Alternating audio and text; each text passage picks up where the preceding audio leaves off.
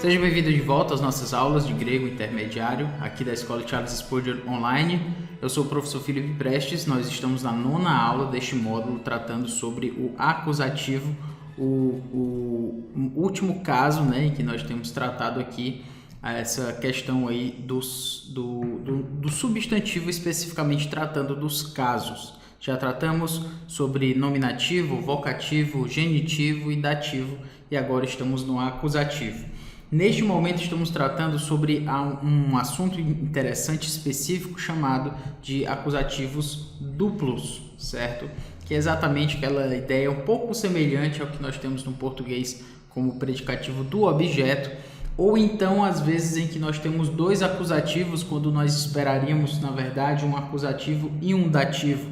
E alguns verbos específicos no grego, eles têm essa característica interessante aí de requererem dois acusativos para que o segundo funcione como um objeto indireto, Isso, a gente trabalhou sobre isso nessas últimas aulas e agora vamos trabalhar um outro aspecto dentro dessa mesma ideia de acusativos duplos. Então, tendo tocado nesse ponto, quero começar aqui com o texto de Mateus 27, 31, que são os verbos sobre vestir e ungir, certo? Exatamente na última aula nós tratamos sobre os verbos de ensinar e lembrar. Agora vamos sobre os verbos de vestir e ungir, que ainda faz parte do acusativo duplo de pessoa, coisa. Vamos perceber aí esse nosso exemplo, certo? Kai hote enepaixan auto exedusan auton ten chlamida kai enedisan auton ta rimartia autu kai apegagon auton eisto staurosai. O texto diz: depois de o terem escarnecido, despiram-lhe o manto e o vestiram com as suas próprias vestes. Em seguida, o levaram para ser crucificado. Então, vamos lá aqui, o kaihote seria, como foi traduzido aqui, o depois de, porque nós temos essa forma verbal aqui, nepaixan, que é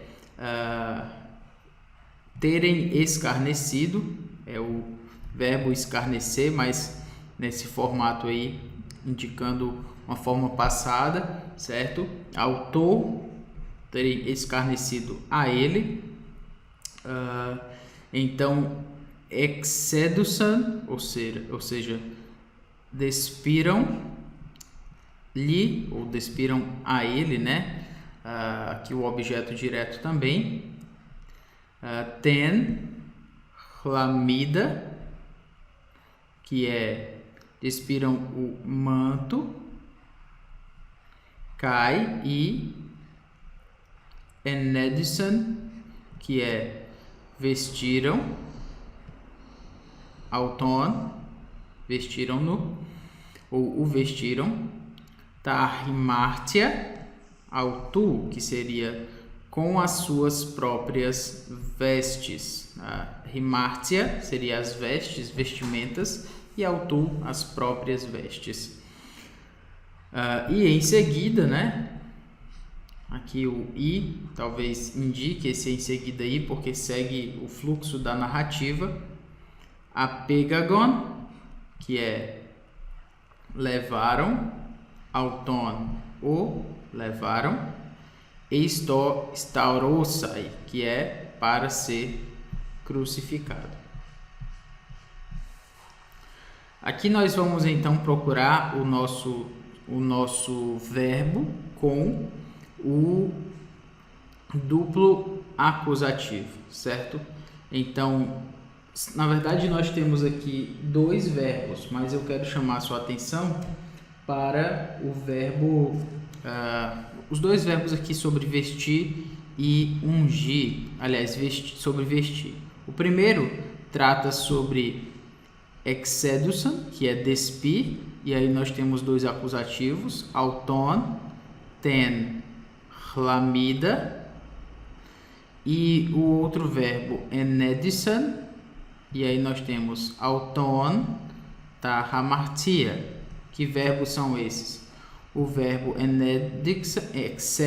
exedison é despiram, o objeto lhe, o manto, e também da mesma forma enedison, vestiram, o acusativo auton, e tahimartia, com as vestes. Eu vou colocar aqui, com as vestes. Que são os que estão de fato no acusativo, né? As próprias estão aqui ao tu, as próprias vestes. Então, o que nós temos aqui? Nós temos dois verbos. Com a seguinte construção. Nós temos um verbo mais o acusativo. Os verbos têm a ver com a ideia de vestir ou despir, né? Como diz aí. No caso aqui, exedison. Então, tiraram-lhe o manto e vestiram com as vestes. São dois acusativos. O primeiro acusativo diz respeito a uma pessoa, auton, como nós temos aqui, auton e auton, e o segundo acusativo diz respeito à coisa, né? Então aqui tiraram-lhe o manto, coisa, e da mesma forma vestes, também coisa. Então seria um duplo acusativo de pessoa e coisa, quando nós esperaríamos que talvez tivesse aí um objeto indireto, né? Um dativo, na verdade, indicando aquilo do que, né? Um dativo talvez de material, de instrumento. Eu vesti com isso, né? Eu despi disso, mas na verdade com esse verbo se utilizam dois acusativos, como você pode ver muito bem aí. Então era esse ponto aí que a gente precisa perceber. Dois acusativos ligados a um verbo de vestir, que tem a relação com a ideia de vestir. Nós temos aqui mais um exemplo. Vamos aqui para o texto. Egapesas dikaiosinen kai emisesas anomian diatuto echrisen se hotheos su elaion anagliaseos para tus metorros su. Vamos lá então. Amaste a justiça e odiaste a iniquidade, por isso Deus, o teu Deus, te ungiu com óleo de alegria, como a nenhum dos teus companheiros. Então vamos aqui para o verbo, para a sua tradução, egapesas. O verbo egapesas é amaste, você lembra de agapá, ou o verbo para eu amo. Dikaiosinen, a justiça, você lembra aí que nós temos quem ama alguém ou algo, né? Neste caso aqui, então, temos um acusativo também como objeto direto. Kai e emisesas, que é odiaste. Aí você pode lembrar da palavra, dessa raiz mis, que origina, por exemplo, uma palavra em português chamada misantropo. A palavra misantropo do português é uma palavra bem grega, né? Mis tem essa raiz que indica ódio ou não gostar. E antropo, obviamente, você lembra de anthropos, que é eu, aliás, que é homem, né? Homem, ser humano, enfim, seres humanos. Então, misantropo em português significa alguém que não gosta, que não tem facilmente relacionamentos com outras pessoas, né? Que tem dificuldade de relacionamento com outras pessoas mais antissociáveis, enfim, são chamadas misantropas. E essa palavra mis, ela tem origem exatamente nesse verbo aí, cuja raiz é mis também no português, aliás, no grego, certo? Então, só um toque aí para você perceber como há muitas semelhanças do grego com o português, se a gente abrir os nossos olhos aí e atentar para isso. Anomian também é uma palavra interessante, né? Significa iniquidade, mas aí você pode lembrar da palavra nomos, do grego, que é exatamente a palavra para lei. E esse prefixo a, muitas vezes no grego ele indica negação. Então, anomian seria vocês odiaram a falta de lei ou a iniquidade, né? Iniquidade é não ter a lei, ou não ter respeito, ou não ter temor à lei. Anomia é a palavra então para iniquidade. Então, odiaste a iniquidade. Diatuto, no português, aliás, no grego significa, diatuto significa no português por isso. Echrisen, que é ungiu. Aí você vai lembrar aqui também dessa palavra echrisen, desse verbo, que tem uma raiz aqui, que é esta aqui. Chris. E aí você vai agora pensar qual é uma palavra que você conhece tanto, na verdade um nome até facilmente, você vai ficar fácil aí para você, um nome que começa com Chris em grego. Chris, Christos. Nós temos Christos no grego. Christos exatamente significa Cristo, que significa ungido, ou aquele que foi ungido. Então, Christos não é o nome de Jesus, é um título do Senhor Jesus Cristo, certo?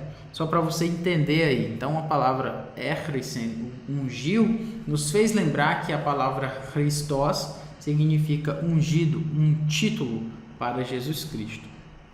Nós temos também aqui Sé, na verdade, que é ti, então ti ungiu. Hotheos, o nosso nominativo, como o sujeito aqui, Deus. E aqui nós temos um aposto, né? Deus, o teu Deus. Então, Hotheos su, nominativo em aposição simples. Te ungiu Elaion, que é com o óleo. Anagliaseos, que é o óleo de alegria. Paratus metorros su, seria a ideia aqui, como a nenhum dos teus companheiros. Metorros, é de uma forma que não se compara a nenhum dos teus companheiros. E aí o que nós temos aqui, o verbo que nós estamos procurando é exatamente o verbo para ungir. Então, nós temos echrisen, e aí nós temos aqui nominativo, e aí nós temos o nosso sé aqui, que é o acusativo, e nós temos também elaion, acusativo. Então, o que nós temos, portanto, é um verbo, o verbo echrisen, mais um acusativo, se referindo à pessoa. Deus te ungiu, é uma pessoa, mais um outro acusativo, mas esse se referindo à coisa, que é exatamente Deus te ungiu com óleo. Então, dois acusativos, um duplo acusativo de pessoa, coisa. Normalmente se esperaria um dativo aí, que seria talvez um dativo de instrumento, né? Te ungiu com óleo, o óleo da alegria. Mas a construção, ela tem, ao invés de um dativo, tem um acusativo, na verdade um duplo acusativo, e aí você percebe então essa diferença. Prosseguindo aqui, nós temos Mateus 21:4. Apocrifeis de ho Jesus eipen autois eroteso rimas kago logon ena hon ean eipete moi kago himin ero en poia exousia tauta poio. Então, e Jesus lhes respondeu: eu também vos farei uma pergunta. Se me responderdes, também eu vos direi com que autoridade faço estas coisas. Então aqui, na verdade, são verbos com relação a inquirir, fazer perguntas, né? Então, inquirir ou perguntar. Então, o que que nós temos? Jesus falou, e eu também vos farei uma pergunta, se me responderdes, também eu vos direi com que autoridade faço estas coisas. Apocritheis, que é respondeu. O de foi traduzido como i, ho Jesus. Autóis, que é lhes ou para eles. O apokritheis eipen, às vezes é aquela expressão que nós temos muitas vezes em português, que é respondeu dizendo, né, ou disse respondendo, enfim. Aí às vezes não é traduzido os dois, só um verbo, como no caso aqui nós temos dois verbos, responder e dizer, que foi traduzido somente o respondeu. Obviamente, se ele respondeu, ele está dizendo alguma coisa. Erotesso, que é... Então, eu perguntarei, né? Então, eu farei...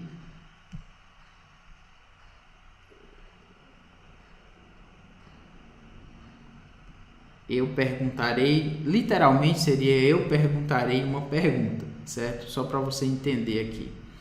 Então, ele diz aqui, farei uma pergunta, ou farei pergunta, eu perguntarei a vocês, rimas, e esse também aqui, seria mais ou menos esse cagou aqui, seria esse também, ou portanto, para seguir a argumentação aí da narrativa. Logon Hena, que seria essa uma, né? O Hena, uma, e o Logon, uma palavra, uma questão, um questionamento, né? Uma coisa, enfim. E aí ele diz: Hon ean eipete moi, que é se responderdes moi, né? A mim. Esse cagou aqui traduzido como também. Rimin vos ero eu direi.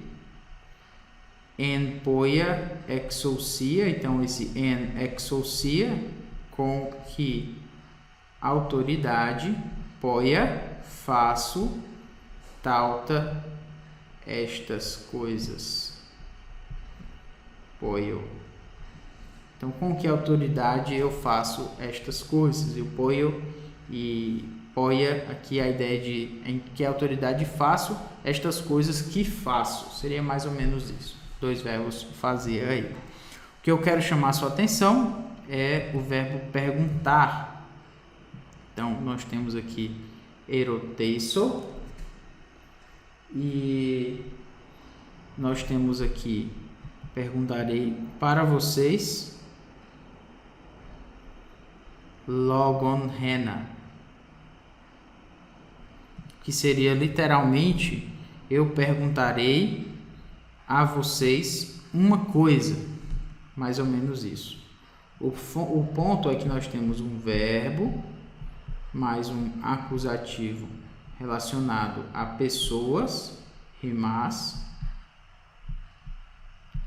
e nós temos um outro acusativo aqui, Logon Hena, relacionado à coisa.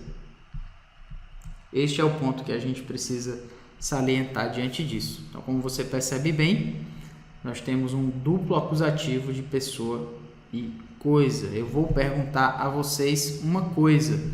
Talvez nós esperaríamos que isso aqui fosse um dativo, né? Se eu vou perguntar algo a vocês, isso talvez nós esperaríamos que fosse um dativo de objeto indireto. Mas, no caso, são usados dois acusativos. É assim que o grego vai trabalhar esse tipo de verbo. Ok. Tendo explicado isso, vamos para Marcos 6, 22, em que nós temos Kai Eiselthuses, tes. Vamos ler primeiro aqui antes de traduzi-lo. Então, kai Eiselthuses tes Figatros autu Herodiados kai Orgesamenes eresen to Herode kai tois sinanakeimenos eipen ho basileus to Coracio aiteson me ho ean felis kai dosso soi. Então, o texto aqui de Marcos 6:22.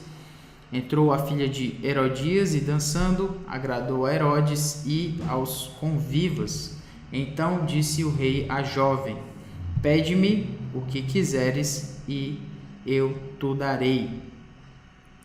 Vamos aqui então para a tradução, certo? O kai não foi traduzido. Eiselthuses, que é entrou.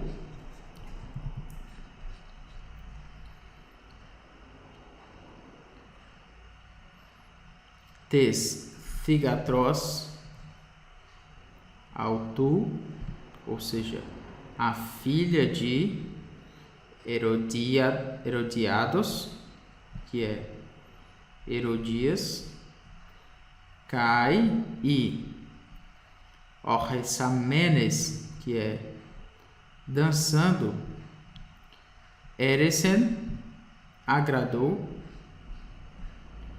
to Herode, que é a Herodes, kai e tois sinanakeimenos, ou seja, os que estavam ali com ele, né, convivendo, aos seus convivas.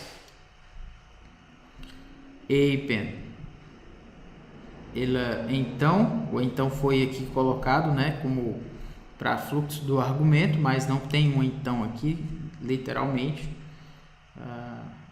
O Eipen disse, ho basileus, que é o rei, to Coracio, que é a jovem. O rei disse algo para a jovem. O que foi que o rei disse para a jovem? Aiteson, que é pede-me, pede, me, pede para mim, ho ean, o que feles, quiseres, kai e dosso, darei, soi, tu darei. O que nós temos aqui, na verdade, é o seguinte: nós temos um verbo aqui, que é o verbo, o rei disse a jovem, e aí nós temos o verbo aiteson, nós temos o acusativo me e o acusativo aqui ho. É um tanto até complexo aí de falar assim, né? Mas é exatamente isso. Então, o que nós temos é pede, o me é o pede-me, e o hoean seria esse o que?